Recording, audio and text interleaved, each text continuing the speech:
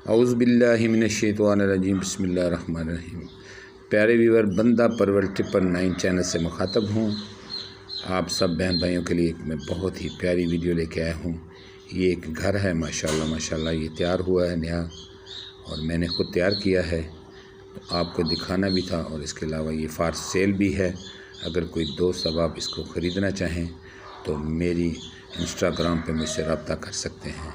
ये घर की अभी सफाई हो रही है, काम ख़त्म हुआ है, हम इसकी सफाई करें इंशाल्लाह। साथ साथ आपको मैं वीडियो दिखाता जाऊंगा। बहुत ही खूबसूरत घर है, हर चीज़ फर्नीचर के अलावा हर चीज़ इसमें लगी हुई है। किचन तैयार है, पंखे वगैरह रेडी हैं, फानूस लाइटें हर चीज़ ओके है माशाल्लाह। तो अगर कोई दिलचस्पी रखता हो तो ज़रूर इंस्टाग्राम पर मुझसे रब्ता करें। ये फार सेल है पाकिस्तान में।